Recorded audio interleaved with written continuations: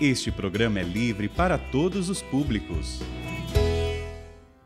O Senhor esteja convosco. Ele está no meio de nós. Proclamação do Evangelho de Jesus Cristo, segundo Mateus. Glória a vós, Senhor. Depois que os magos partiram, o anjo do Senhor apareceu em sonho a José e lhe disse: Levanta-te, pega o menino e sua mãe e foge para o Egito. Fica lá até que eu te avise, porque Herodes vai procurar o menino para matá-lo. José levantou-se de noite, pegou o menino e sua mãe e partiu para o Egito. Ali ficou até a morte de Herodes, para se cumprir o que o Senhor havia dito pelo profeta: do Egito chamei o meu filho. Quando Herodes percebeu que os magos o haviam enganado, ficou muito furioso. Mandou matar todos os meninos de Belém e de todo o território vizinho, de 2 anos para baixo, exatamente conforme o tempo indicado pelos magos. Então se cumpriu o que foi dito pelo profeta Jeremias. Ouviu-se um grito em Ramá, choro e grande lamento. É Raquel que chora seus filhos e não quer ser consolada, porque eles não existem mais. Palavra da salvação. Glória a vós, Senhor. Nós te pedimos, Senhor, envia o Teu Espírito Santo sobre nós, envia o Teu Espírito Santo, abrindo o nosso coração para receber essa palavra, abrindo a nossa mente, o nosso interior, que essa palavra, Senhor, encontre terreno satisfatório, razoável, bom, para produzir frutos em nós. Em nome do Pai, do Filho e do Espírito Santo. Você pode se sentar, por gentileza. Quero acrescentar também, como intenção dessa missa, rezar pela minha sobrinha. Na verdade, minha sobrinha neta, filha da minha sobrinha, que está internada com a máscara de oxigênio lá em Portugal, a Emanuela. Pedir a Deus também pela cura da Emanuela, por todas as crianças enfermas também, né? Que o Senhor intervenha nesse momento. Queridos irmãos e irmãs, você aqui, você em casa, nos acompanhando pelo Sistema Canção Nova de Comunicação, nós celebramos hoje a festa dos Santos Mártires Inocentes. Mas por que a gente celebra uma festa como festa, uma situação calamitosa como essa, para dizer o mínimo, né? Um genocídio, um infanticídio de crianças inocentes? Porque nós compreendemos que a morte não é o fim. E essas crianças foram mártires, elas testemunharam Jesus. Elas receberam aquilo que nós celebramos na segunda, Santo Estevão. O nome Estevão, do grego Stefalos, queria dizer coroa, né? O mártir é aquele que recebe a coroa da glória, que testemunha Jesus e que conquista a graça do céu pelo seu testemunho. E é interessante que muita gente já falou muito sobre os santos mártires inocentes, mas eu fiz questão de pegar hoje para a nossa reflexão um texto de um santo contemporâneo de Santo Agostinho, que inclusive foi bispo também em Cartago, onde Santo Agostinho foi bispo, que hoje referia-se hoje aonde é a Tunísia, né, no norte da África. Ele é contemporâneo de Santo Agostinho. O nome do santo é São Quo do Vult Deus, era o nome dele, um santo antigo. Quo, do latim, né? De Vult Deus. E ele escreveu sobre os santos inocentes a seguinte coisa: essas crianças, no século V, essas crianças morrem pelo Cristo, sem saberem.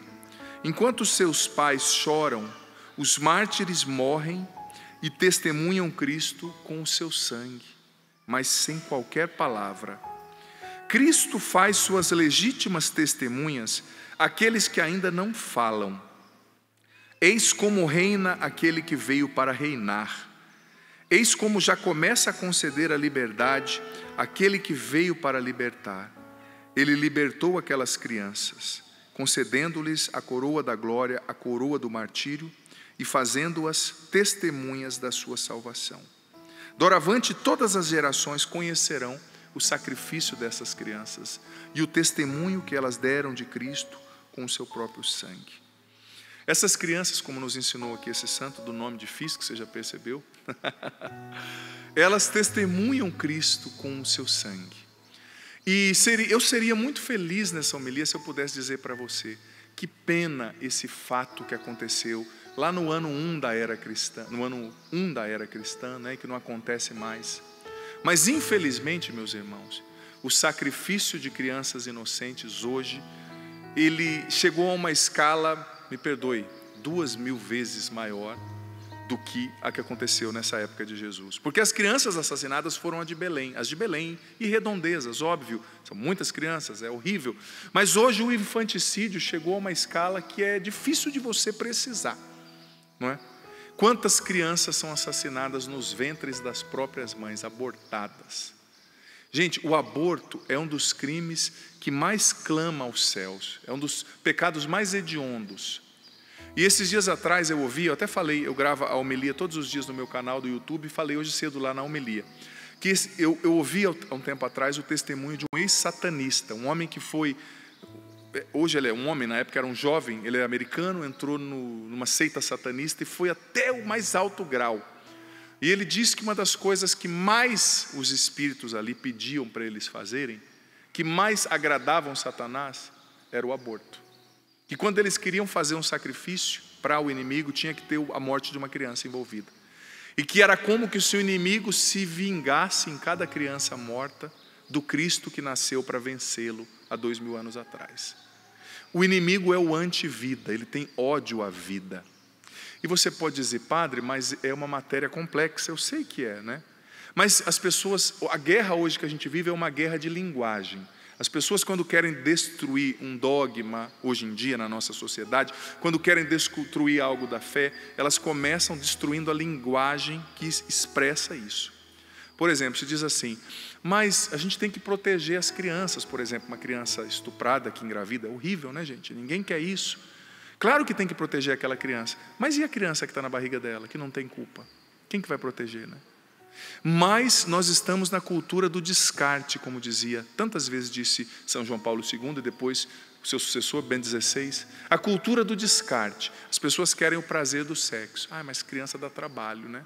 Querem o prazer ali do pecado momentâneo, então vamos matar as crianças.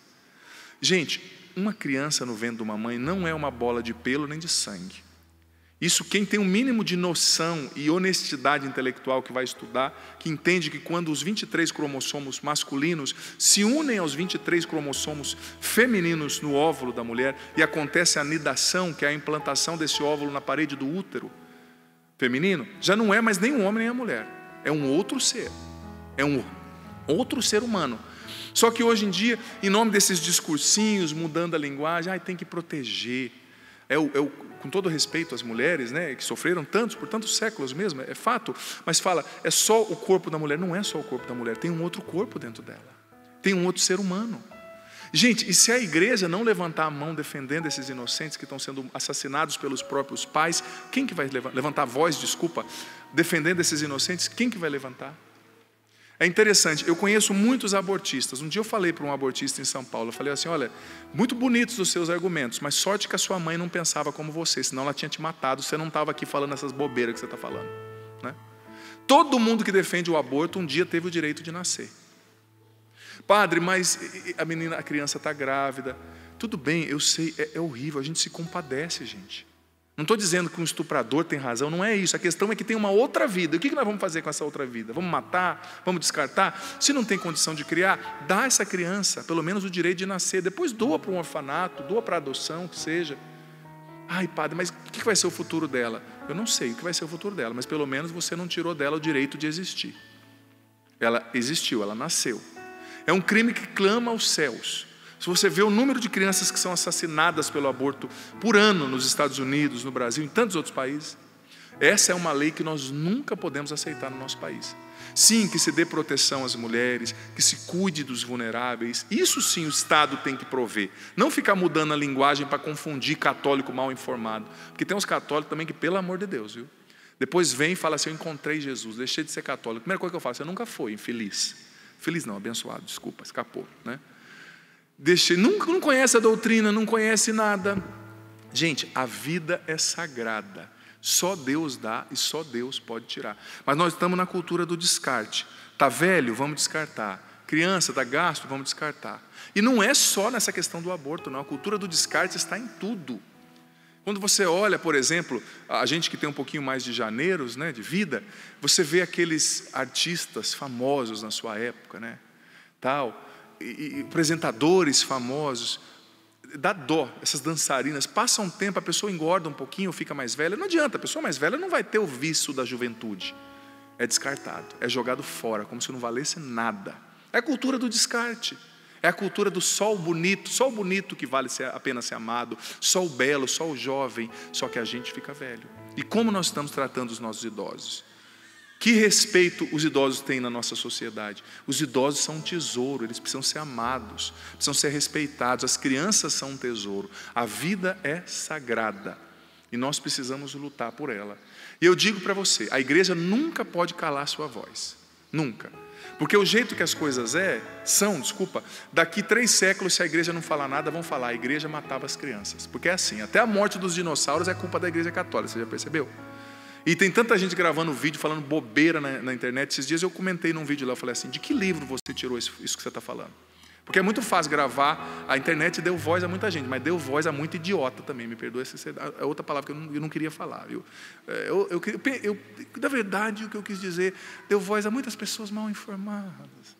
Você já entendeu que não é isso que eu pensei, né? Com todo respeito aos idiotas, mas estão sendo idiotas, né? Então a gente tem que chamar pelo nome. E tanta coisa dizendo e tudo, que livro você tirou, meu irmão? E não é um livrozinho tendencioso, não. Faz um estudo sério. Você quer dizer, uma instituição de 2000 e poucos anos tem erro. Como uma família com 15 filhos tem muito mais problema do que uma família que tem um filho só, né? Isso é lógico. O Papa João Paulo II pediu perdão pelos pecados cometidos pelos filhos da igreja, reconheceu, onde não tem problema.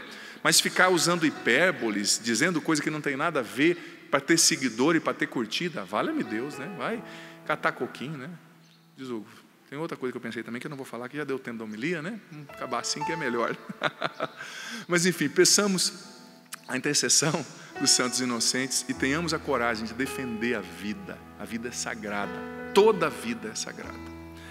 Senhor, nós te agradecemos por essa palavra, por essa celebração de hoje.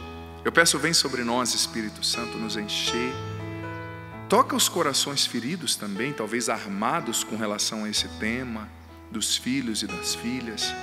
Toca agora, Espírito Santo, o coração dessa pessoa que ouviu tanta baboseira na faculdade, que viu tanto videozinho na internet sem fundamento, que foi absorvendo conceitos contrários à fé, ao evangelho, contrários à vida, que foi absorvendo uma mentalidade pagã, mesmo estando na igreja. Eu não culpo, eu não julgo essa pessoa, mas vem tocar, Espírito Santo. Desarma essa pessoa ferida, essa pessoa que cometeu aborto e se culpa também, que ela confesse e vá para frente, porque o seu amor é misericordioso, o Senhor perdoa. Vem, Espírito Santo, nos enche, nos batiza, nos faz entender essa palavra que ouvimos e cura o nosso coração de todas as feridas da nossa história. Cura também dos traumas intrauterinos. Liberta-nos dessa mentalidade, Senhor, do descarte. A vida é sagrada e nós somos filhos da igreja, filhos de Jesus, descendentes dessa herança da profecia de Jesus, de João Batista, e queremos defender a verdade, custe o que custar. Vem, Espírito Santo, abrandar os corações, nos encher com a sua presença. Nós não temos medo nem vergonha de falar o que precisa ser dito, de pregar a verdade do Evangelho. Louvado seja o nosso Senhor Jesus Cristo. Para sempre seja louvado.